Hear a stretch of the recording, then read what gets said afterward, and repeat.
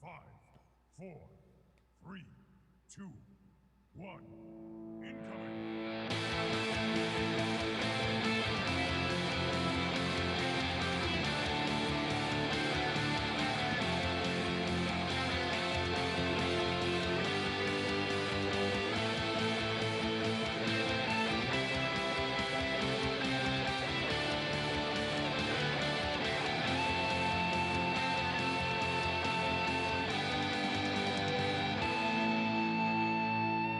What's up, everybody? Welcome to the Omnic Lab. We're a podcast that focuses on strategy in the game of Overwatch. We help you learn by trial and error, competitive, or in quick play, even if it gets a little crazy and things kind of blow up in your face.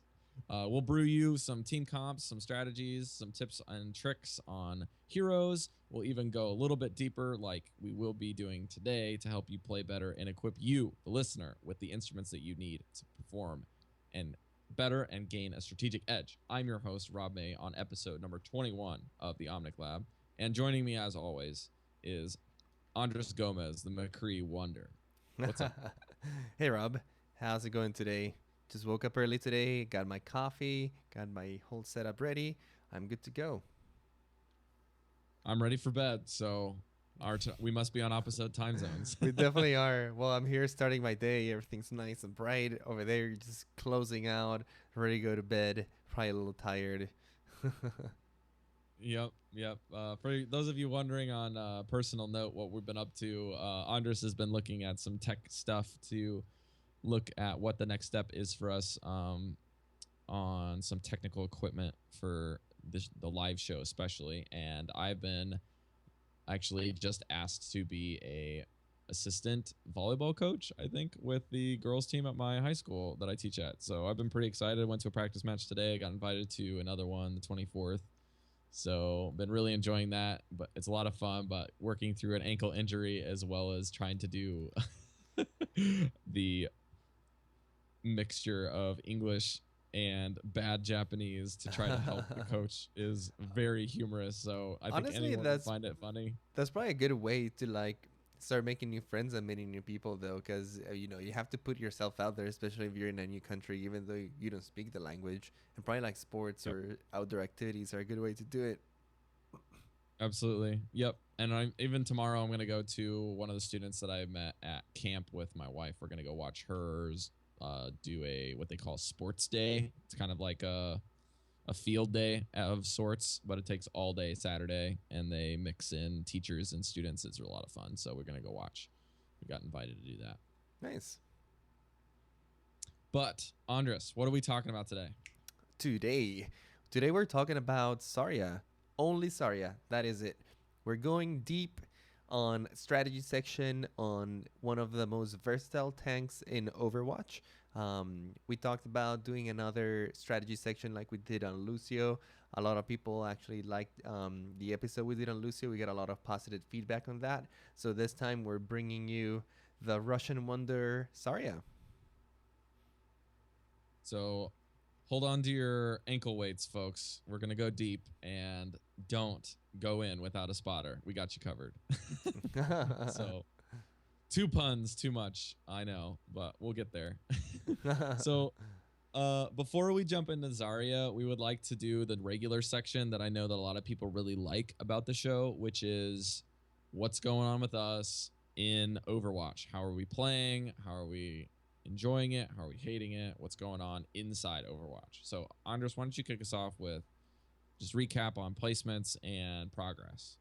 Sure. So, been playing a ton of competitive on the PTR, and now that it's live, I've been playing a lot of competitive, and I've met like a nice group of people, just like overall, since from all the people we've been playing on the Discord, and just from randomly quick matches and solo queuing and that sort of thing. So this week we got together a really good group. It's probably like the best group in Overwatch I've played with so far. We went like 5-2 or something like that, and the 2 matches we actually lost to really, really good teams that it felt like the matches were like, wow, we're definitely getting to like a different level here. And during those teams, we had two really good DPS players and we had two really good tank players. So I didn't mind. I took the support role with this other person, and I was playing a lot of Lucio and Zenyatta. I'm loving Mm. Zenyatta. I'm also loving Lucio actually. I don't play as much of the support roles, so it's kind of like a nice change of pace. I usually am either tanking or DPSing, but playing them for such a long time this week kind of like gave me a new perspective on them, especially on Lucio. Changing into the speed modes at the right time can be like Mm. so match changing. And same with Zenyatta after the buff in the projectile speed or the projectile hitbox. I mean, he Yeah. feels His super headshots good. are Like, oh my crazy god, you now. get so many headshots all the time, and I mean it's Yeah. super annoying for the enemy It can be team. a But terror for pharaohs, man. They get scared. They see a Zenny. absolutely, or just if you're spamming kind of like in the general direction they're coming, especially if it's a Mm. narrow like tunnel or something, it's like Yeah. you hit so hard, especially with your Discord. So being loving those two, had some great matches this week with those guys. I tried some solo queuing, but it didn't go as well. So I'm kind of like, oh, I'm just gonna relegate to this group for now. Yeah, that sounds about right. And you're in what bracket? Right Skill now, rating. I'm on 2700. So that's diamond region, correct? No, that's platinum. That's like mid platinum. Diamond starts Oh, at okay. 3000. Mid Yeah, plat. I'm trying to get to diamond. Okay. I was like getting up there, but then like I played a lot of games by myself, and my teammates Dropped were it not back really down. cooperating. Yeah, I got tilted a little bit, dropped back down a little bit. That's been my experience. So my competitive rating started in gold, like basically 2 to 3 wins off getting into plat, at 2430 or 2440 ish, and dropped all the way down 200 ranks this week, to 2200, and just been like super upset, like support life strong, you know what I mean? And Yeah, just like I can't control people who can't kill people, and I can't control tanks that drop Reinhardt shields for fun, like as their part-time hobby.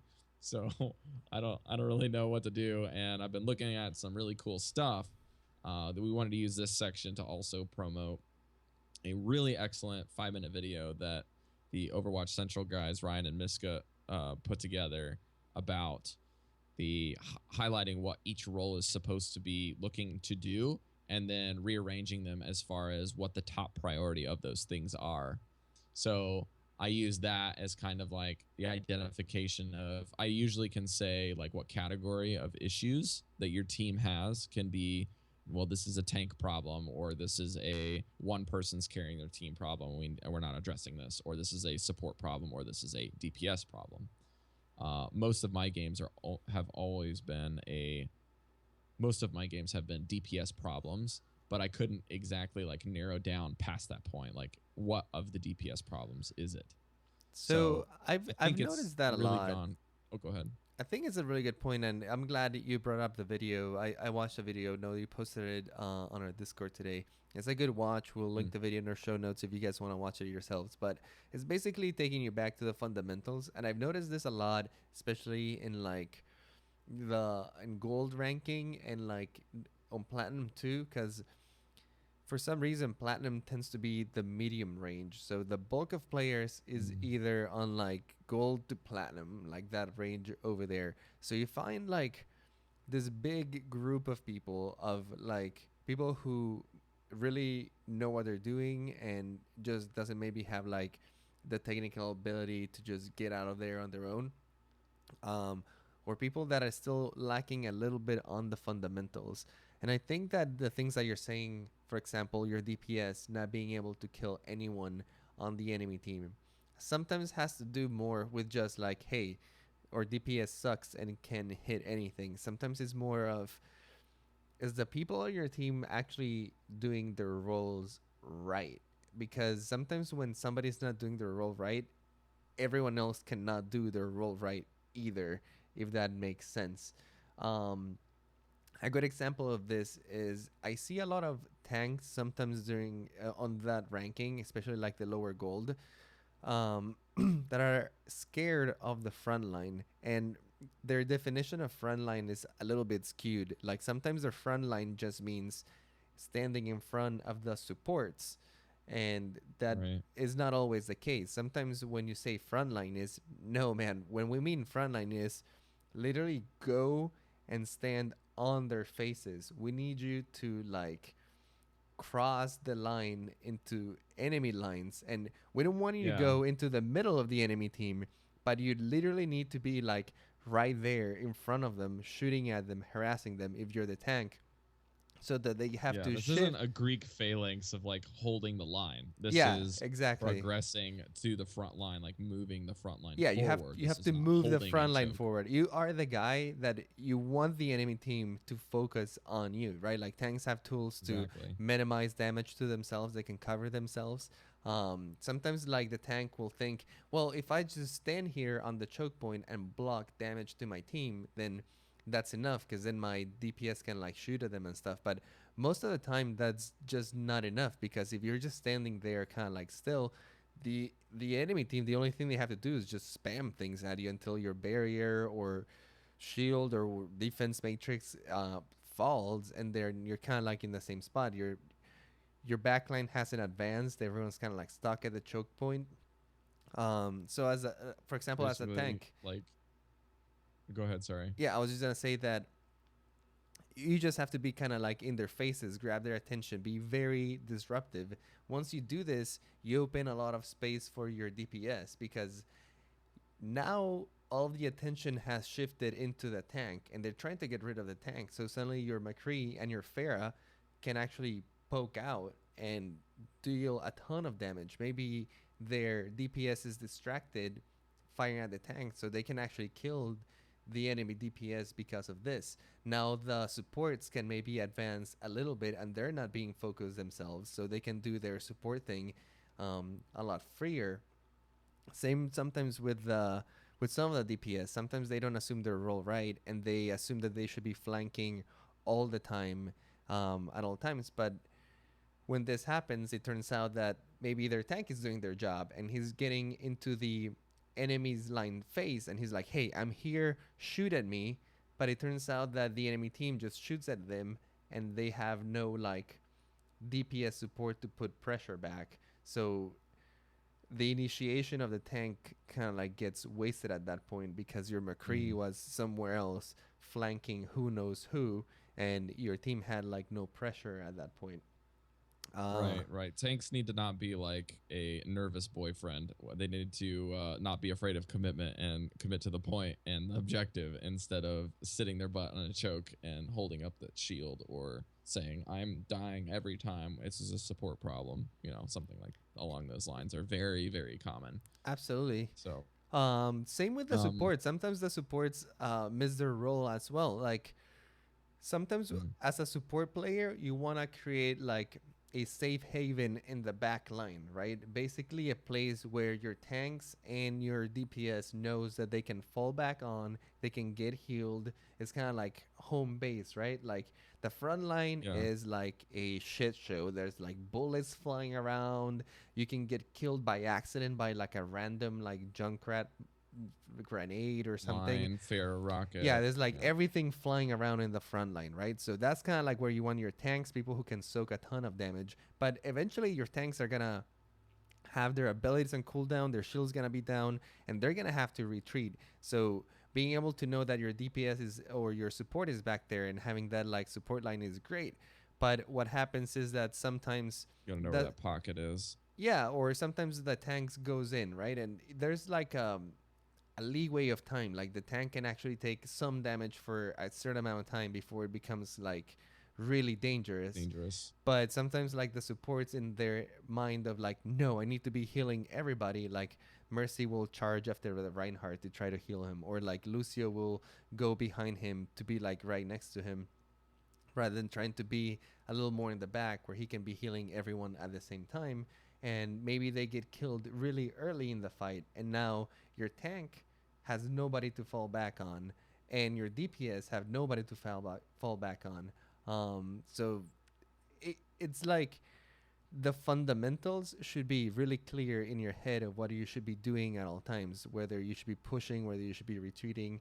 so Exactly. that your team doesn't fall apart. And I've noticed that sometimes these very basic fundamentals just don't get met on on your average game. But again, this is layer 2 of the complexity pyramid, as it were. Like the first complexity pyramid is heroes and counters. Like that's the most basic. But like once you've picked into heroes that are like clearly working, clearly not working, and you've identified it's not a comfort pick issue, and it's not a countering issue like a hero select issue. It is now an execution issue. Yes. So that's layer 2. The execution issue is you've picked all the proper things. You're running a comp that everybody is comfortable with and agrees that this is what the team should be doing. And there's a failure ratio. Like that means that you're losing the game because of executionary issues with roles. And then what we just discussed together, Andres was talking through each role and what they should be doing. Those roles are then on the third level. That then would break down, okay, it is a DPS, a tank, a support issue. And then the fourth one would then be which part of it are they doing? Are they continually flanking DPS? Because that's great if you're a Genji and you can get in and out like a fast food restaurant on a holiday. But like you don't want to be that if you're a McCree and you're slow as a snail and you don't have your flashbang up. Like it's just like, what are you doing with your life? So those are examples of like the fourth layer. So remember that when you're trying to improve, instead of playing the blame game, you can say, okay, are our heroes selected properly? Is it a comfort issue versus a thing? If we're okay there, then is it an execution issue? Is it an execution issue? Okay, yes, then is it DPS, tank, or support, or a combination? And then of the combination, what is not being executed? Those are the questions you can run your brain through when you're hitting a wall or not moving the payload. Like it isn't always because somebody's not staying on the payload. Like that's just the default elo hell type answer. So try to be a little bit more strategic with your mental game, and it'll improve not only your mental health and your stress level, but should be able to help you improve at the game, hopefully in the future, if you're continually running this process through your brain. Yeah, absolutely. So And like that was a really great discussion, Andres. Nice work. the last thing I wanted to say about that before we move on is the team I was playing with this week, everyone was really good at performing their roles to the point where the communication inside of the team, like on team chat and stuff, was very, very minimal. It was almost like you didn't have to call out as many plays or things because things were more obvious just because people were in the right place in the right time most of the time. Yeah. For example, initiating fights wasn't as hard because the tanks were already in the front line pushing. The DPS was like following right behind them. And then as me playing Lucio or Senora, the only thing I had to do was like, okay, we're going in. I'm going to speed boost right now. And everyone kind of like would follow through. They reacted to what was happening instead of being told what to do. Yeah. Yeah, exactly. So this also comes with experience, right? Getting to know your hero and getting to know how to play as a team. But fundamentals, man, they're very important. Right. So we'll take a quick second and thank those of you who are our brand new patrons this week. We have Mike M and Michael M. One of those is also he goes by Clark in the Discord. We had a really funny conversation today. And also Rash Chi. I think that's a really weird name. He has his real name on his... It could be Sasquatch, Rashquash. I don't know. If we're pronouncing it wrong, let us know. Hop in our Discord. Tell us we're idiots. We like that. We're kind of masochistic that way. So please let us know. Thanks for joining the team. As a scientist, we appreciate your support. And but with Clark, it was really funny because I asked him if he had been a patron because he was, posting a lot in our Discord and just joined recently. And because I needed to know to change his status or whatever. And he's like, I don't know if you're... It's like, I'm not, but if you... If you're doing this on purpose just to check, then you're a heck of a salesman. And I was like, well, I'm not exactly trying to. So it was because there's a Mike M and a Michael M. And I thought that was connected to his email.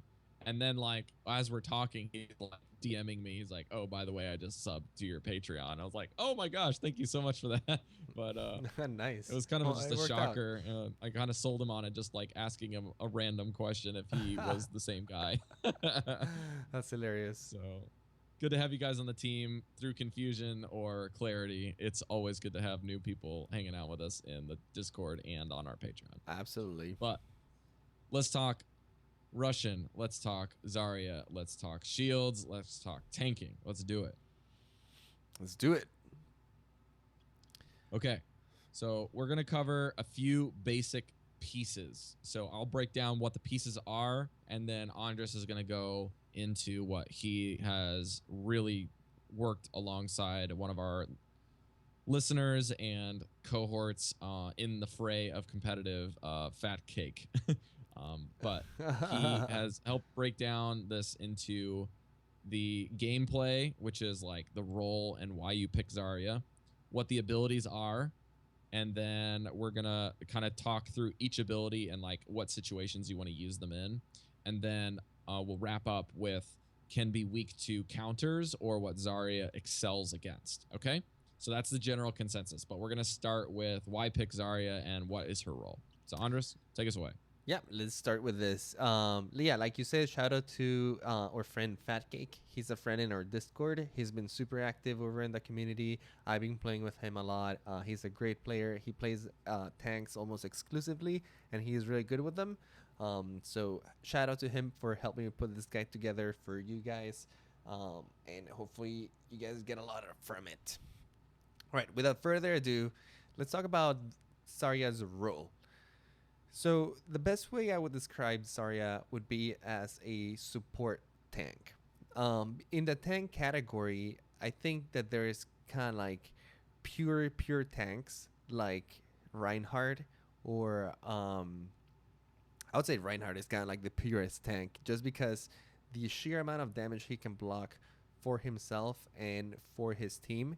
Zarya tends to be what I call a support tank because even though she is a frontline pusher, she has also very high damage capabilities, and she's able to shield her allies to protect them from further harm. But she can do this in kind of like spurts. It's not like Reinhardt, which is just a giant meat shield that can stand there for a very long time.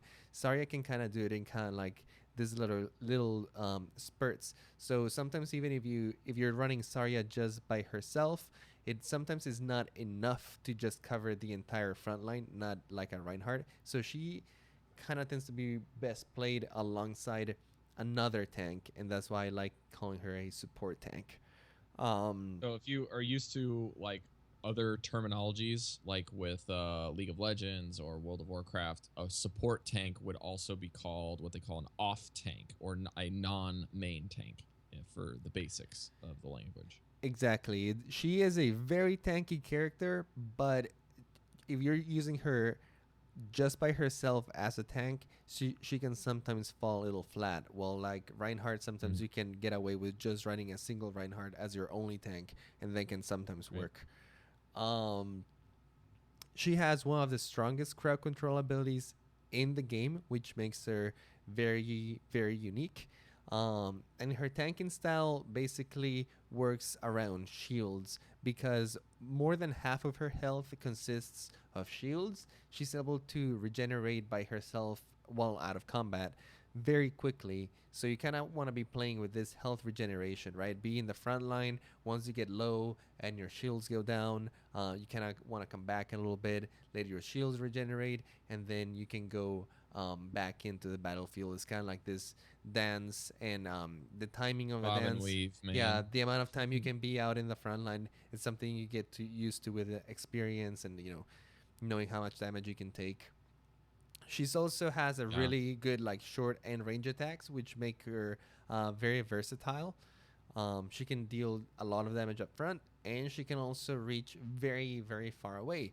Her lob shots actually have an incredible range. I don't know what their max range is. I think it's pretty much infinite as long as you can lob it high enough. Now, correct me if I'm wrong. Not only are they very far in range for the lobbed pulse grenades, but they don't have a damage fall off, correct? They're flat Yeah, damage. they don't have a damage fall off either. So wherever you Yeah. fire that thing, it's gonna deal the same amount of damage. Yeah, it's pretty strong as well. And then I think the other cool thing about that particle cannon, like when you're not doing the beam and you're doing the lob shots, like regardless of how much you have left in the particle beam, if let's say the particle beam, I don't know what this is off the like the cuff with how much of her ammo is used, but like if there's like one ammo left, even if it consumes 50 ammo, the particle cannon can still fire that last round at full strength for the lob shot. Nice. Yeah, that's a good little tip. So it helps a ton. Like when you're running out of the beam and you just need a little bit more burst before you have to reload, just right click, bruh. It's nice. All right. So let's talk about why we should pick Zarya. When you're in the hero selection screen, why should you take Zarya over any of the other tanks? First thing is Zarya is very versatile. She is good in almost every game mode, or pretty much in every game mode. Just because the fact that she's very neutral, right? Like we said, she can deal damage at short range, she can deal damage at long range, she can soak a lot of damage, and there's not particularly like a hero that preys on Zarya. There's heroes that can make Zarya's life a little harder, but she doesn't have like a hero that just absolutely demolishes her, right? Especially if you know how to play Zarya and you know what you can be weak against. You can kind of avoid that sort of thing altogether most of the time. So yeah, very versatile. Another thing that people like a lot about Zarya is that unlike the other tanks, you can actually do a lot of DPS with Zarya while simultaneously tanking, which is something the other tanks cannot do. Let's talk about Reinhardt, for example. You have to choose whether to protect yourself and your allies with your shield or to swing your hammer or do your shockwave. And when you do those, you're vulnerable for a little bit. Same with Right. D.Va. You have to choose whether to do your defense matrix Trade off. or you're firing at people. Winston has a small shield that is basically like keeps you confined to that little area. You're almost like caged in once you put up your shield, because if you get out of it, you're kind of like screwed. Caged monkey, rip. Yeah, so unlike those, Zarya has a very mobile shielding mechanism. She can shield herself while she's running. She can shield allies wherever they are at a really far range.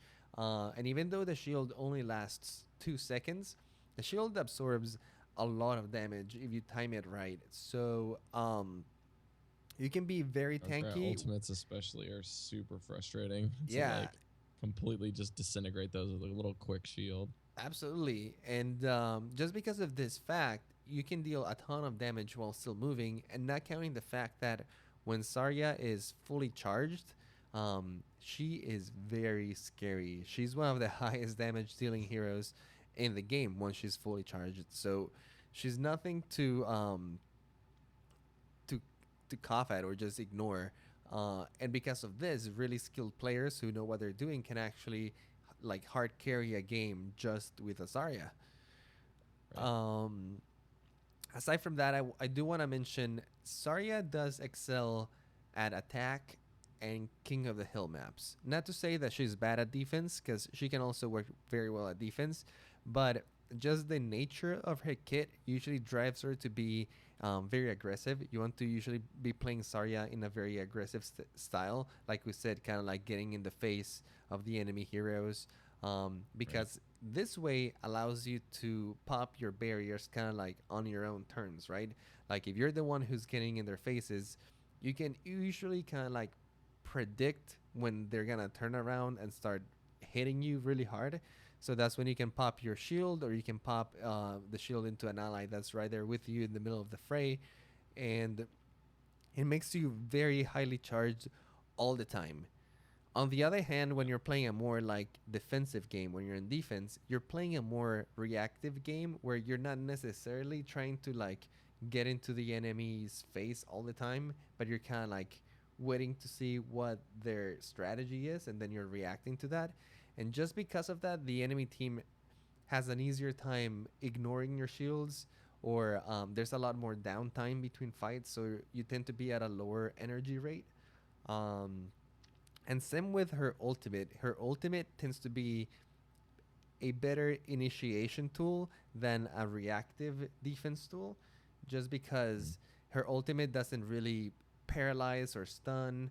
It doesn't, and it It only. does. It's not a very reactionary thing, like right, like because on defense, aside from Koth maps, you're not really looking to initiate and wipe them out. You're usually waiting to react to see what the opposing team does, and then screw up what they're doing. That's the idea. Exactly. For On defense, ultimates that are more reactionary tend to work really well. That's why things like Lucio's Barrier or Senyata's ult or even Reinhardt. Mercy's Res, even Reinhardt's Stun, because you can actually like stun an enemy hero that's ulting, like a Genji or a Soldier 76 or a big push that's coming into you, and you stop the push Yep. on their tracks. Well, with Zarya, her ultimate is an amazing initiation tool that allows other members of your team to kind of like follow up and have a huge play. But even if you landed on like 4 of their guys, like they can still ult you.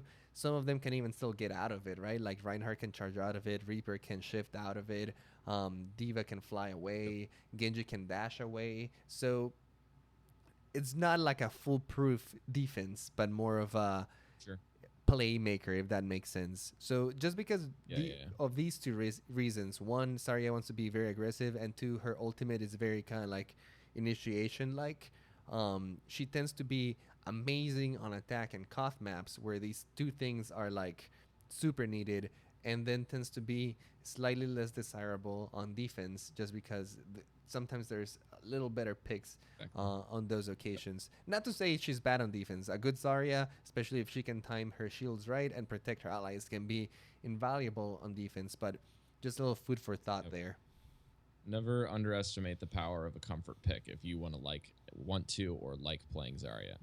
So let's jump into the abilities. I'm gonna basically run you through like the nitty gritty of what each thing does, and then Andres is going to comment on those for clarity and for efficiency's sake.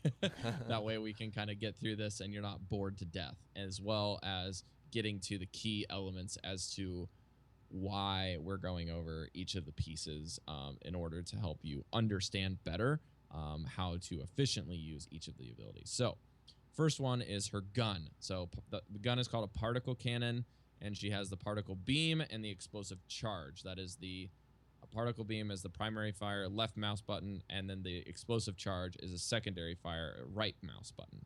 Wait, the other way around. Explosive charge is right mouse, yeah, and particle beam is left mouse. Yep. So the first thing that you need to know is that what does the beam do without any charges? Okay, so no charge, the beam will produce about 75 damage per second, but the particle barriers that you give to allies or use on yourself have a 1 to 100% multiplier on them. So your damage will basically get go up by that percentage all the way up to about 150 damage per second, because the beam is a fixed thing similar to a Symmetra beam, where as long as it stays on the target, it's going to do so much damage over that time. And it has a limited range of 16 meters, which that doesn't sound right to me, but maybe it is. But I think it's 16. Okay, I think 16 meters. It's more than you think. Like it's a very long line actually. But it's mainly a short range attack. Feet maybe, but yeah. 16 meters seems really far, because like Mei's ult is what, 8, and that area is huge.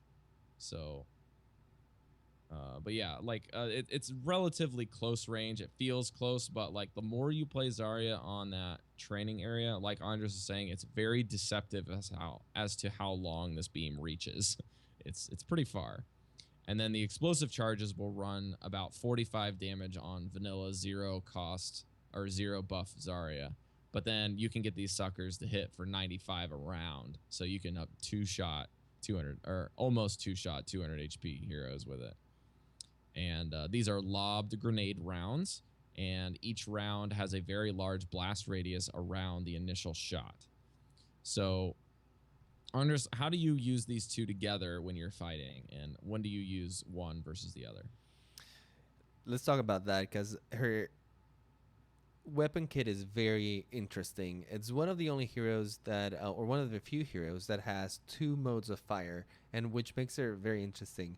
Like you said, she deals more damage the more that she's charged. 75 damage for an uncharged beam, and 150 damage for a charged beam.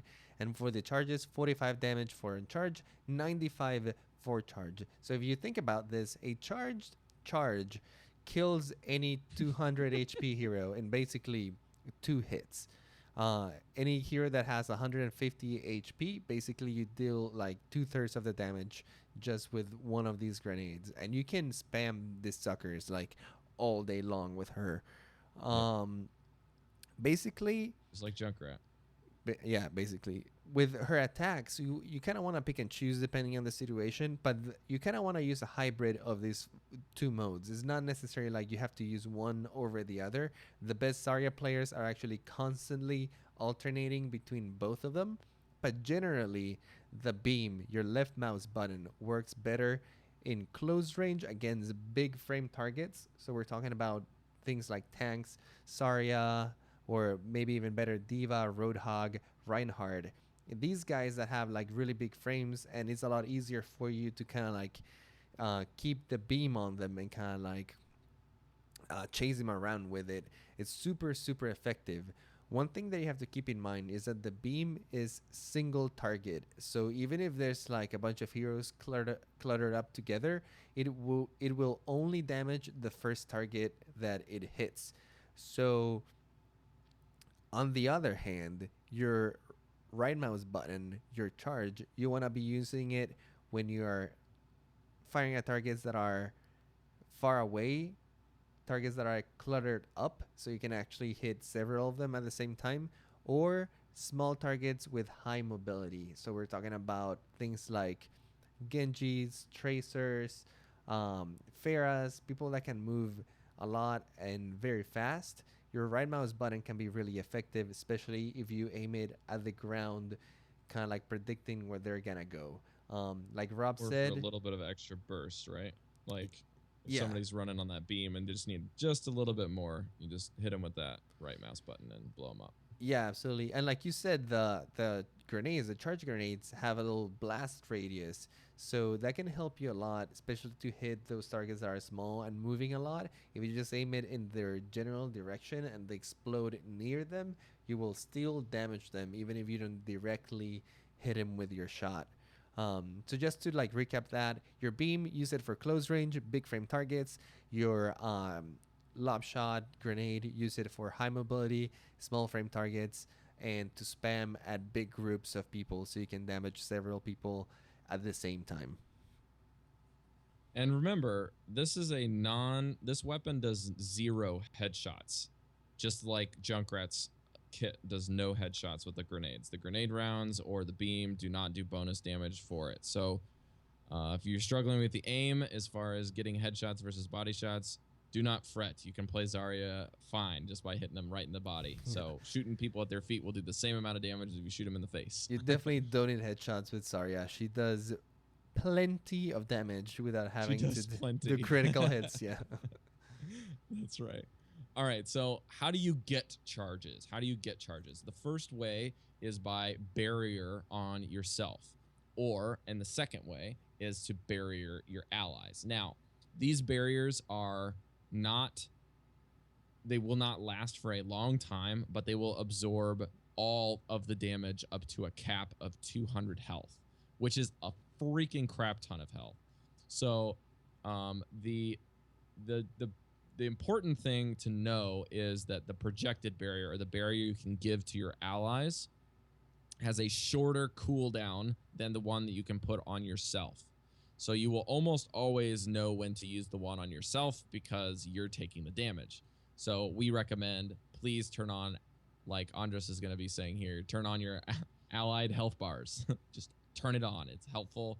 And then throw that projected barrier on somebody as they're taking damage. not before in predictive, unless you see an ultimate from Junkrat or Diva about to explode, and then you can preemptively do that. But usually, when they're taking fire, is when you are applying these shields to your allies and yourself while you're taking the fire. Because as you take fire, you're gaining a up to 50 percentile on your charge. So the number on your reticle will go up the more damage you take while a barrier is up, or the more damage your friends take while they have a barrier on them. And then remember that the barrier that you can use on your allies does have a limited range. It's 30 meters, which is still far, but keep that in mind. You can't barrier somebody from spawn. Like, it doesn't work that way. But the cooldown is 8 seconds for your allies and 10 seconds for yourself. So still pretty good, but if you play Zarya, 10 seconds is quite a long time if you're waiting around for your next shield. So utilize them wisely. Andres? Yeah, like you said, the barriers only last for 2 seconds, so they're not very long. You have to be very selective on when you actually decide to use the barriers because you don't want them to just go to waste. Like we said, Zarya is very dependent on your energy levels. You want to keep them very high at all times, and the barriers is the way that you do it. For every point of damage that you take on the barrier, you get about 0.25% charge. So that means with a 200 HP shield, the maximum amount of charge that you can get is 50. So if you take the full damage, you will get 50% of your charge out of that one shield. Once you get good with Zarya, you actually start like memorizing some hard numbers on like how to boost your shield. I was talking to Fat Cake, and he knows, for example, that Farah Rocket that hits his shield is an instant 30 energy. He knows that a Reinhardt's Shockwave is actually a full 50% energy charge. So just by knowing like this small little facts, if you see a Reinhardt coming at you and he shockwaves right into your face, instead of moving away, you can just stand there while it's coming at you, pop your barrier, eat the whole thing, and now you're at 50% charge. You do this 2 times and you have full charge, and now you're dealing a crap load of damage. And that's not even counting the barriers that you're putting on your allies to defend them and stuff. So keeping your energy levels high, super vital with her. Getting the timing right on these barriers is super vital with her. Like you said, Rob, you almost want to wait until they're actually firing at you, so they'll have no time to react and stop the firing. Because if you're playing against good enemies, the second they see you pop that shield, they're gonna stop firing at you. You're gonna stop. Yeah, because they know how detrimental it is to have a charged Zarya. She basically becomes a mega tanky DPS. So you want to Mega Man. yeah, you want to avoid that at all times. Things to note, I think it's fairly obvious by now. Almost everybody knows this, but if you don't know this, the brighter red that Zarya glows, the more charged she is. By the end, she has like this kind of like like this red aura. She almost looks like she's going Super Saiyan with this kind of like red glow around her. So watch out for that. If you see a super red Zarya, get the hell out of there if you're on the enemy team.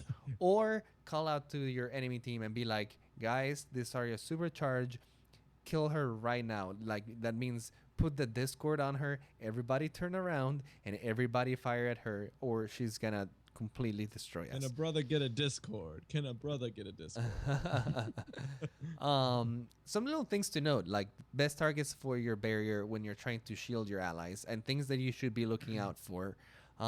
Allies that have charge into the enemy backline. This is fairly common with things like your Reinhardt, your Genji. Sometimes Reaper will do this. Winston is very notable for doing this. They're heroes that naturally want to get into the middle of the fray and cause some disruption, but while doing this, they sometimes can be very vulnerable. But if you're there to shield them and give them that extra little protection, they can actually maybe get a pick or just greatly disrupt the backline and then come out safely, creating a ton of space for your team, which is really good.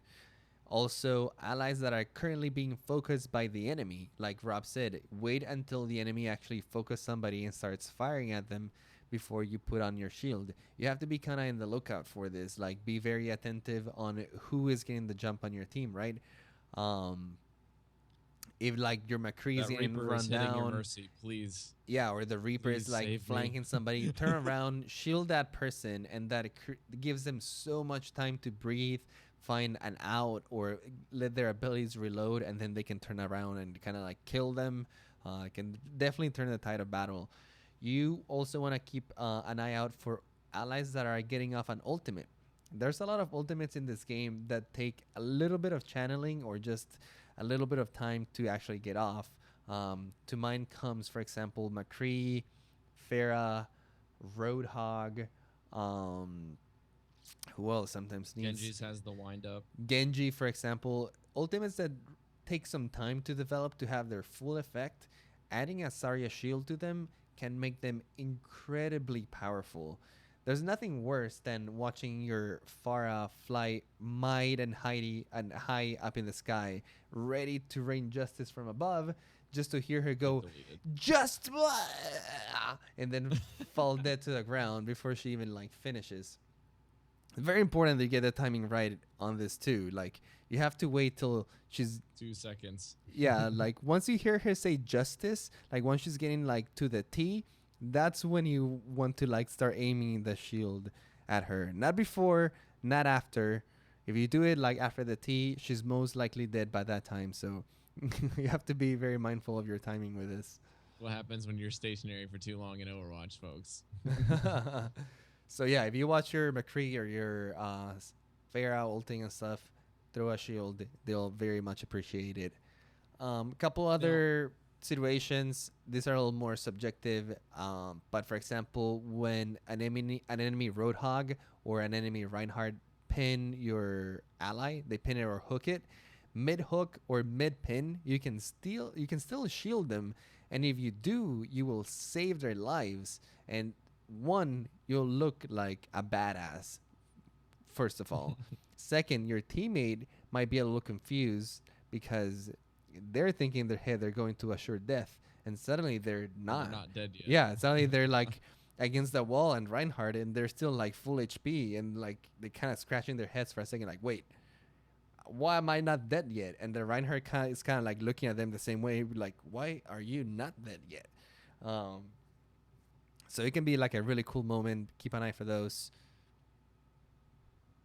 Yep. I will say one more extra thing for those of you that are looking for just a little bit more of an edge with monitoring the barriers. Like we said earlier, please turn on allied health bars. It helps a ton figuring out who you need to save. And then I actually don't play Zarya as a main, but I have talked with Fat Cake, and I've also talked with RCC, one of our admin who loves playing Zarya, that if you do change your reticle, please try to use the default one for Zarya. It's very intuitive as far as like the visual cues plus the number display on the reticle. Blizzard really thought through how to make that minimalistic and not distracting and still like informative so that you know how much charge you have. You have like a little circle that fills with how much charge you have, the percentage, as well as having the number display. And then Zarya's gun in the bottom right-hand corner from the first-person perspective, actually that little glowing orb gets bigger and brighter the more charge you have as well. So there's lots of different ways that you and your enemies can find that you're getting your charge on Zarya. So this is not to be discounted. Like, if you guys want to do damage on Zarya, doing the most damage with the particle barriers is the way to play her. However, do not underestimate your power to go into team fights and initiate fights, even if you have 0 energy. You can go into a fight using your Graviton Surge, your ultimate, which we're getting to next, as a primary means for your team, and walk into a bunch of damage with your shield, get 50 charge, and blow up like 4 targets. So you can do it with 0, you can do it with 50, you can do it with 100 damage. Just know what your limitations are and know what you can do with your charges. That's the key. Like, you actually have to adjust your play based off of your charge. That's the only thing I was going to say there. But yeah, let's get into the Graviton Surge. So Graviton Surge is essentially a black hole that has not just a snare and traps targets into one area, but the Graviton Surge has a even wider radius where it will suck targets towards the center of the black hole within 9 meters of an area of effect. And it lasts for a full 4 seconds. 4 seconds is insane. It's the same amount of time that you're rooted inside of the trap for Junkrat. And it doesn't do a whole lot of damage. It does about 20 damage to you if it hits you initially. But That's like getting 22 pulled damage per into second, it I doesn't think. do anything. I think so. What's that? It's just very small, but it's like 22, it's 22 damage per second? Yeah. So Okay. like a total of like 80 damage on the 4 seconds. Okay. So it doesn't do a whole lot of damage, especially if you happen to suck a Lucio in. It kind of just like cancels each other out. Yeah. 'Cause that's about how much Lucio's heal's doing. So maybe that's why it felt like it didn't do anything but tickle me when I'm playing a tank or support. Yeah, it usually doesn't kill anybody just on its own. Right. But you can do some very tricksy stuff with this thing. Like you can trick shot this on Lijiang Tower and like get people to use the Graviton Surge on the side of a wall. If you can get it to stick there, it'll suck targets to that and then drop them off if they can't get away to like not fall off the map. You can do all kinds of crazy things where you're lobbing it to the outside of a building and people get sucked into the side of the wall. Like there's all kinds of really, really cool stuff. But even if you're not trying to be fancy, you too can be a good Zarya by rooting people in place for 4 seconds. So, Anders, why don't you let us know what you can do with Graviton Surge? Yeah, I think most people by this time are very familiar with Graviton Surge. They already know the power of it. Zarya is like a common pick for specifically the Graviton. But maybe you can talk about some of the things the way you should think about using it and some things to keep in mind when you're using it. As you know, it's one of the biggest crowd control effects in the game. It basically can suck everybody in and leave him stationary for up to 4 seconds, which makes it one of the best initiation tools in the entire game. You can combo it with almost any other DPS ult, any other crowd control ultimate, or any other pretty much like damaging ability, even just a shockwave from Reinhardt or a dash from Genji can do a lot of damage to 6 heroes that are cluttered up in the same space. So lots of combo potential with this guy. It blends with almost every composition that you can have out there. Some things that you should keep in mind when you're using the Graviton though. Always make sure that you can follow it up.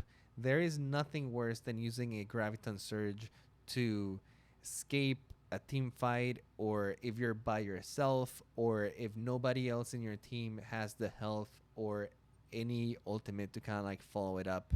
You want to make sure that when you use it, you have a couple things, or at least one more ultimate to combo it with, or at least one DPS hero that can actually do a lot of damage when you unleash it. Zarya by herself can do a lot of damage, and she can actually get like multiple kills by herself on a Graviton.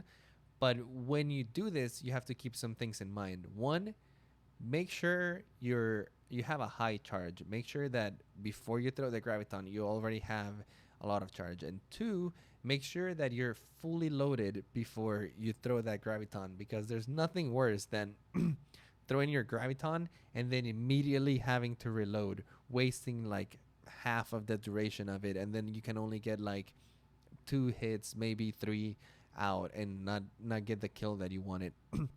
If you make sure that you're high energy and fully loaded with ammo, once you do it, you can actually aim at the floor with your grenades right at their feet and deal massive amounts of damage to all of them. As we said, you deal 95 points per hit. So if you do 3 hits, that's almost 300 points of damage, which is guaranteed to kill almost any hero in the game aside from tanks, if they're not like using defensive abilities or ults. That's one other thing to keep in mind too. Using your Graviton once your opponents have used some of their defensive abilities, To mind comes, for example, Zenyatta's ult can be a huge counter to Zarya's Graviton. Same with Lucio's Barrier, sometimes Mercy's Res. Basically, most of the abilities that can counter the effect that you want to do, like the initiation or the kill of like team kill that you got. You want to try to lure before you use your Graviton. Sometimes is not always the case. Sometimes you have to use your Graviton to lure those ultimates out because they're most of the time saving them exclusively for that situation. Or the surge. Yeah. But if you're able to lure any of these ultimates out, that is a great spot to try to like Graviton right after because they'll be really vulnerable. Yeah, I'm really glad you mentioned that because that was the thing that I was really wanting to mention was Graviton Surge is great and it does good stuff, but everybody that's played Zarya at any stretch has probably encountered the counters to your insane DPS and your Graviton. So you have Zenyatas that are just popping their ultimate. You've got Reinhardt sticking that shield up with a fresh charge. You've got other Zaryas just shielding themselves and the other ally that you trapped and negating half of the duration of your ability. So you can have two options. You can either use it, or I guess you have three options. Your first option is to make sure that you're deleting the targets that you know have their ultimates up before you Graviton, aka killing the Mercy before you Graviton the rest of the team, or getting a pick off of the back line with your on their opponent's Zenyatta, or you can make sure that the Reinhardt shield is down before you initiate. The other option that you have is firing it to draw it out. And the third option is you can just fire it at targets that are high priority and use it as a deletion tool. So you don't have to get the 5-6 player multi-kill with the ultimate. The ultimate is designed to limit the movement of targets as well as kill them. Similar to why a lot of McCrees now are not getting upset if they only get one or two people off of a high noon. It's still one or two people. And if those one or two people are the high priority tanks or high priority support characters, you're never upset to see that happen. Yep. Very good point. And then last thing, we have counters. Yeah, last thing we want to talk about Zarya before we close out the discussion on her and we move on into some emails and reviews that we got this week is what you should be scared of as Zarya. When you pick Zarya, what should you be watching out for? I think there is 4 heroes that you should really watch out for when you're playing Zarya because they can make your life very miserable. Starting with Mei. Mei can be really annoying when you're playing as Zarya because as Zarya you have no movement abilities. Your shield keeps you protected from movement hindering abilities, but you by yourself don't really have any like ways to leap or jump or dash away or increase your speed by yourself. So once your barrier is down, it's like Mei's reaping time. If she's next to you, you will be frozen and there is nothing you can do about it. You can't push her away. You usually don't have enough damage output or enough burst damage to kill her before she can freeze you. And because she can freeze you, yeah, or just go into ice block and kind of like rinse and repeat. And you have a 10-second cooldown on your barrier. So once that thing is down, you're kind of like at her mercy, and she can really like shut you down if you're positioning yourself badly and there's a Mei around. Second is Reaper. If it's a good Reaper and he knows what he's doing, he is gonna hit really, really hard, and a good Reaper can really eat through your shields very fast. Especially like we said, you don't have your barrier up, so be watching out for close Reapers, especially if you don't have the support of your team behind, or if you have my third counter over here, Zenyatta, because of the Discord orb. Same kind of like principle. Reaper and Zenyatta can be really detrimental for you because Discord orb makes the other team eat through your shields really fast. And you have to think of Zarya almost like as a damage sponge. And Zarya can take a lot of damage, and then the sponge starts shrinking and shrinking, and her shields start getting smaller and smaller. But if you get out of the team fight, the sponge kind of like starts going back to its original form and going back to full health, your shields regenerate really fast, and you can come back in. So you're always kind of like relying on that dance. But once you have Discord on, the amount of time that you can be out there like greatly diminishes, and you have to keep this in mind because I've seen this happen to Saryas all the time. They're so used to uh, being out in the middle of the fray, people not being able to kill them because of their huge health pool and their regenerating shields. But the second the other team picks a Zenyatta and they stick that Discord on, and the Zarya hasn't realized, her shield just goes down so fast, and she has no way to like react to it. So watch out for Discord orbs. You can take him away from you using your shield, but once your shield is down, it can be quickly reapplied. So be mindful of this. Last one is Roadhog and his hook. Roadhog itself is not incredibly dangerous to Zarya, but his hook definitely is. And this is because, like we said, Zarya has no movement abilities, and if you get hooked by a Roadhog, you're probably gonna be in a very precarious position with no way to get yourself out of it, aside from maybe hoping to put on a barrier and kind of like running yourself back. But if he pulls you into the middle of the enemy team, he also has a Reaper-like shotgun that can eat through your shields quite fast. And if he has the aid of some of his other allies, you have no way of like charging back to your team or leaping away or none of that. So just other things that you should watch out for as you're playing Zarya. Yeah, and something I almost totally forgot that I might have mentioned at the very beginning of the discussion is about Zarya's barriers. If you have the barrier and you're absorbing a single blast, like an ultimate from Junkrat or Diva, for example, or even a McCree ultimate, if those ultimates are hitting you for more than the 200 damage HP shield, there is no damage that gets transferred past the shield onto you or onto an ally. It simply uses the shield and basically will break the shield.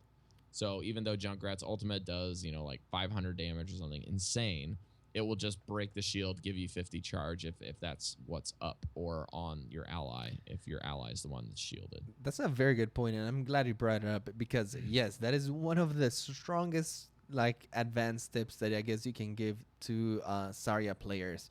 Your shield can basically absorb infinite amount of damage before it breaks. I know that we said that it has in an instant. It has a 200 HP shield, but what we mean is, let's say your shield has absorbed 199 damage of the total 200 that it can absorb, and there's only that 1 point of damage left before it breaks. Let's say Diva throws her mech and her mech ultimate at you, and that thing deals 1,000 damage.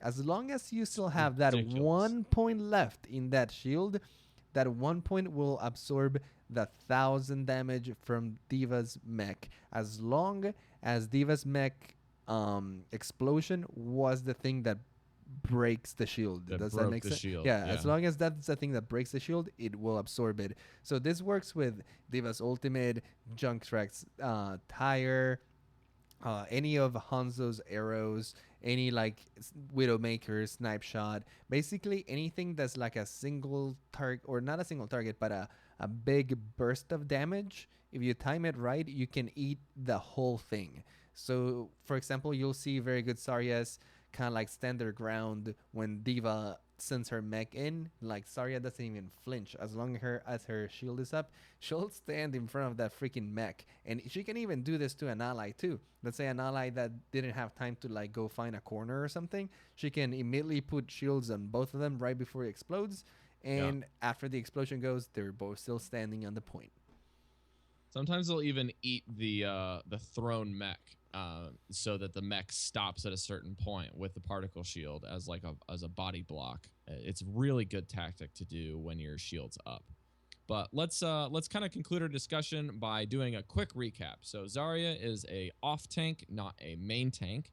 She utilizes a beam and a explosive round that do not do headshots, with a multiplier that you get on your damage to increase it by barriering yourself or throwing a barrier on an ally. Those barriers can then absorb more damage than the 200 health that they have. by having that last little bit be a big burst, and then it will utilize the rest of it. Your energy level will go from 0 to 100 by virtue of a percentage, and her ultimate graviton surge is a group root and sucks people in, does a little bit of damage. You want to avoid May when you have your particle shields down, and watch out for Reapers and Discord Orbs from Zenyatta, as Reaper and Discord Orb are the main primary function is to get rid of tanks. So be careful of those, as well as stray Roadhog hooks that are trying to mess your day up. Be very careful. But that's basically the quick and dirty version of our full discussion for the day. If you have more questions, please email the show at Omnic Lab Podcast at gmail.com. And or you can join us on our Discord server by typing into your browser discord.me/OmnicLab and join the discussion. We just revamped a bunch of our channels to be around your specific elos. So we have a silver or bronze silver channel, a gold plat channel, and a Diamond Masters channel that you guys can go hang out and talk. So please check out the emails and the Discord server if you have more questions to follow up from today's show, or if you have any ideas for future shows that you would like to see. We definitely like those in our DM inbox as well, so that we have some more stuff. Andres has one more thing to add about our emails before we jump into thanking those new iTunes reviews for this week. I think we got one email this week from Matthew Jones, and he asks, what is your guys' opinion on the way consoles are looked from a competitive standpoint, considering the finality of all consoles and the fact that there really isn't an actual competitive scene on them? Example, no tournaments or teams. Do you believe playing competitive on console is a waste of time, or will Blizzard get to them? That's a fair question. I think there's a couple of things to note in this question. Competitive on console is a tricky topic, mainly because when Overwatch was created, it was created with the first-person shooter competitive scene in mind, and unfortunately, this scene has always lived in the PC realm. Consoles have also have like a thriving competitive scene on the first-person shooter. You know, there's a lot of like Halo tournaments and the sort of thing. But I think the most hardcore FPS crowd has always been on the PC for obvious reasons. Just like the ability to aim with a mouse with precision is just so much greater than the ability to aim with a joystick on a console. And there's a lot of other things that can also make it like a little clunky. Like I've played it on consoles, and for example, unless you rebind your controller, doing things, for example, jumping while turning around is super hard, because you're jumping with X and you're turning around with your right joystick, which basically both require your thumb. So unless you change the way you jump, like playing characters like Genji or Lucio, which are in the air a lot of the time, can actually be like super hard. Same with aiming. So balancing all these differences, at least for Blizzard, I think would be way too hard. And I don't think they're trying to make two completely separate games. When they announced Overwatch, they announced that their main focus was going to be on PC, and at least the competitive side of Overwatch was going to be pushed for PC. And that's what most companies and most like third-party people have been following, right? Like all of the sanctioned tournaments, because let's face it, there hasn't been an official like Blizzard tournament so far. All of them have been from like third-party sponsors and other people, and they're all based on PC because, one, that's where the players are. Two, that's where the money is, and that's where kind of like the scene is being pushed towards. So I wouldn't say that playing competitive on PC on console is a waste of time. If console is still your preferred platform of gaming, and you like, you know, being able to comfortably sit in your couch, play with your friends right next to you, and the controller is what you feel comfortable with, and that's the way you enjoy playing this type of games, but you still like enjoying a little more competitive mode, then absolutely go for it. If your aims are to get into competitive Overwatch as an esport and you would like to break it into that scene, then I would say you should definitely aim to go the PC route, because I don't think the consoles are gonna get as much competitive support as the PC version is going to get. Um, that's just That my being opinion. said, I'll weigh in a little bit on my side. The competitive scene isn't non-existent. It's just lacks the same zest or energy from the community as far as like how to make it a thing. Similar to what Andres was saying, like there's just a bigger following in one over the other as far as PC versus console. The second big detriment is something that they had mentioned that they want to do in the future, but have not been able to pull it off as of the game's state now, that which is cross-platform matchmaking. They would like to make all consoles in one matchmaking, and then they would have the PC as a separate one. The consoles would then now they're not able to do that, so you have three separate matchmaking scenes where people can play as quote unquote professional players. You have the PlayStation Network Pros, you have the Xbox Pros, and then you have the PC Pros. So I was even wondering this on the announcement that they were going to make this into consoles from day one. I was like, so what is BlizzCon going to look like? Not only does Blizzard already have that entire freaking huge arena area set up for esports for 4 IPs, they just have a 5th IP now that they're going to have esports going, and is that 5th IP going to have its own like separate stadium people have to like walk 5 blocks to go to so they can watch, you know, PlayStation finals, Xbox finals, and PC finals? Like, what does that look like? So you got to think of it from the back end as well. Like, what is Blizzard going to do at BlizzCon? It makes the most sense to just add the 5th IP and only have one primary scene. It logistically speaking. I think that's a good point that you made too. Like on console, the player base is segregated, right? You have Xbox and you have PlayStation, and just because of that fact, it makes it a lot harder to have like a unified competitive scene. Same Right. because like if you same, make same reason for Rocket League. yeah, if you make a console tournament and you say, well, this is going to be an Xbox Overwatch tournament, then what happens to the people who just play Overwatch on PS4 and are like, but what? I'm used to the PS4 controller. Why do I have to go play with freaking Xbox right now? So the logistics are a lot harder, and the player base as a whole is not as big in some of these consoles.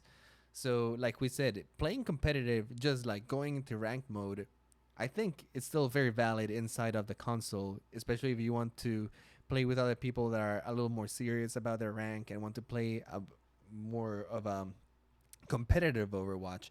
But I don't think I would expect the huge tournaments or the huge support that we are seeing from the PC. But hey, I would love to be wrong here. I would love to also say that we're not Blizzard. That's why we're doing a podcast. We just talk about it. So yeah, right. We're not trying to hate on console players and tell you no, there will never be a competitive scene. This is also up to you guys, right? Like I said, yeah, it's purely up to them. All the tournaments so far have been made by third parties. So if there's enough interest in the consoles and there's enough of players that can get together and be like, hey guys, we're gonna create a console only tournament and, you know, pour in some money and stuff, like that scene might start growing. But so far we just haven't seen a lot of that. Yep. So, hey, if you want it to happen, make it happen. Get some buddies together, sponsor your own tournament, maybe run some casual ones to try to get sponsors, etc. Just do it. Like, be proactive. Just do it. That's how esports came into existence. Is people became proactive and more people liked it, and then the nerds outran the jocks. So that's how it goes. But let's take a quick minute to wrap up the show by thanking those 3 people, lovely people in the community that have given us some nice iTunes reviews.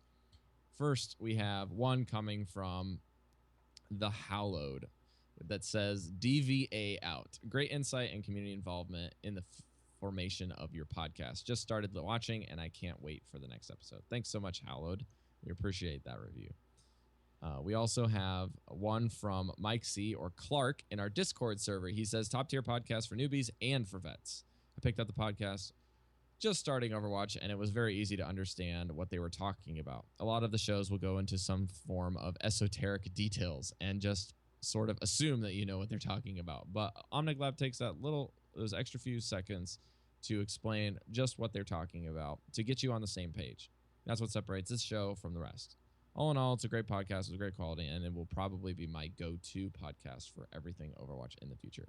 Very high praise coming from Mike. Thank you so much. Yeah, thanks a lot, Mike. Clark on the Discord. We really appreciate the support. And Andres can read our last review from Chaos2862. Chaos says, the hosts do a great job of providing tons of great information to improve your entire Overwatch experience in an informal, entertaining show. They're always well prepared and are very active with their listeners. I really enjoy the show and have definitely improved thanks to their tips. Thanks a lot, Chaos. And I am really glad that you mentioned that we are active with our listeners, because we really try to make a point of this, especially on our Discord. I think we have a very healthy and very active community over there.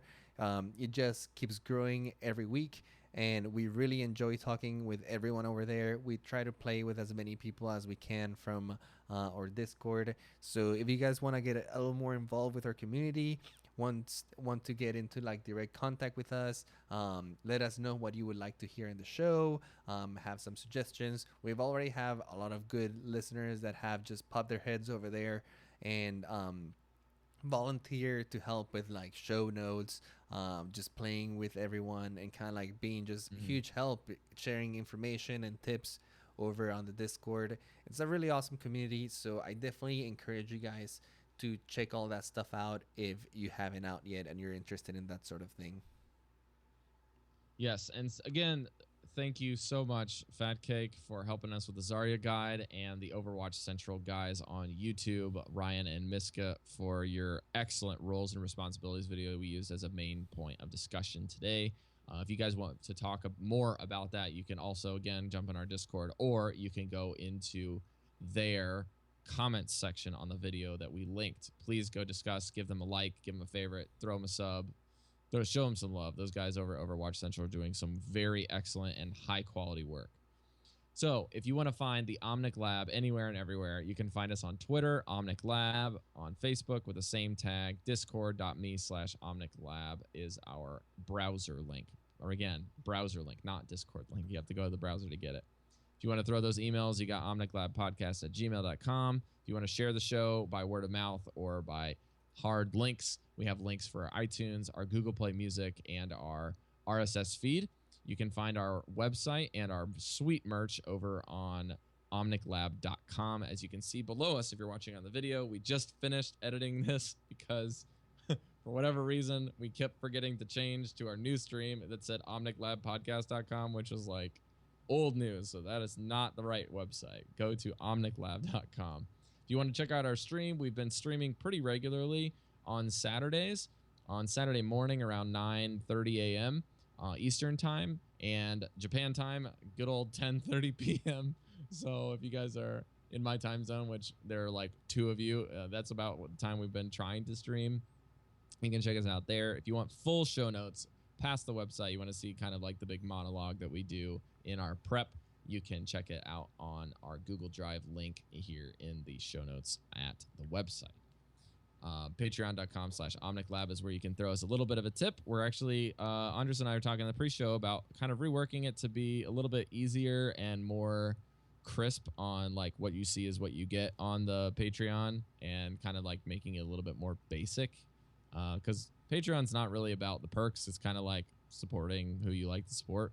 But we want to make sure you have something as a good trade-off as well. So we're still trying to work on that. Take those suggestions with a grain of salt. So please send us your suggestions, ideas. We're trying to not just do what everybody else is doing, but we want to do something that is meaningful as well as smart. Yeah, talking so about we're trying that, to like change those around. if you're a current Patreon and you have any suggestions, or you've thought about any stuff that you would like us to kind of like do with the Patreon, always feel free to message us. We're super open to all that stuff. If you are a person who's thinking about doing Patreon and are kind of like on the fence for that sort of thing, and would be more willing to become one. If you have any suggestions and stuff that you would like to see us offer over there, feel free. But again, if you want to support us and help the show grow, we've already gotten some awesome equipment thanks to the patrons and help from the listeners over there. We're very close to getting the ideal setup for broadcasting and streaming over here. So if you want to contribute with that, that's the place to go. Yep, your patron donations and support, even just from a, I guess not spiritual, mental support group, is great enough for us. So please don't feel obligated. We really enjoy the support, and hanging out in Discord is more than enough for us. If you want to find Andres, he can tell you where you can find him on the interwebs. Yes, if you don't find me, you can look me up on Twitter at iPlayGames. You spell that IPLAI Games. And then you can also find me streaming on occasion on this same channel, Twitch TV/Omnic Lab. You can also find me talking about Hearthstone on my Hearthstone podcast, Coin Concede. I actually encourage everyone who listens to or plays Hearthstone or listen to Hearthstone podcast to check out this week's episode of Coin Concede. We had our 50th anniversary, and we had a super awesome guest, Daniel Lagrano, a very famous poker player and also Hearthstone enthusiast. We have a great interview with him and a lot of cool announcements on the show. So if you're into Hearthstone, check that out because it was a really cool episode. If you're into poker and just want to hear Daniel Negreanu, go check it out. Yeah, or if you're into poker and you're a fan of him, also go check it out because he's actually a very interesting, very cool guy. Absolutely. So if you guys want more Hearthstone stuff, you can check over my show as well, VelonsChosen.com. We just finished up both Andres' show and on Coin Concede and Velons Chosen with my crew. We finally finished the newest adventure mode, Karazhan. So we kind of want to do a community show coming up for my show. So if you want to send some more emails in about some Hearthstone stuff, you can do that. We're a little bit of a different flavor, but kind of the same tone as the Coin Concede guys. Like, we're really good friends with both of those podcasts, and obviously that's how Andres and I wanted to do this one. So it's worked out pretty well for us. So please go check out those if you're interested in Hearthstone at VelonsChosen.com or Coin Concede. If you're interested in some of the work that I've been doing, I'm trying to post stuff on Twitter. You may have to get those mobile notifications because I'll be posting at an opposite time zone than a lot of you. So you can find me over at NotRob on Twitter and on Facebook at NotRob Media. If you want to see some photos, you can also find my Instagram at NotRob. I don't really do any streaming. I think the ping is a little crazy here, so I might even start taking off my Twitch link just because I don't want to disappoint you. So thanks again for tuning in to Omnic Lab episode 21, going deep about Zarya. We hope you learned something today. Hopefully you will charge those particle barriers and blast some fools up with those black holes. We'll see you guys next week. Don't be a lab rat. Be a scientist. See you next week.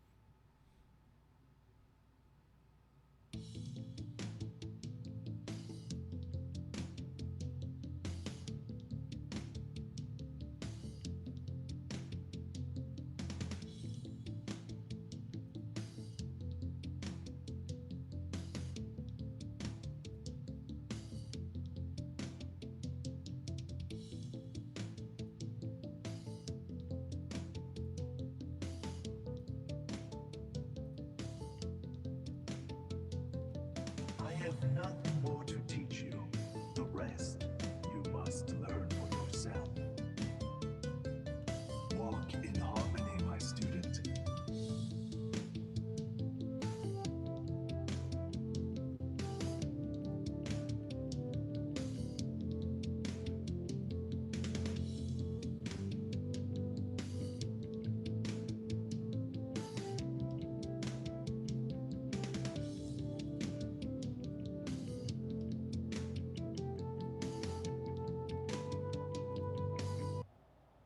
I am Mother Russia.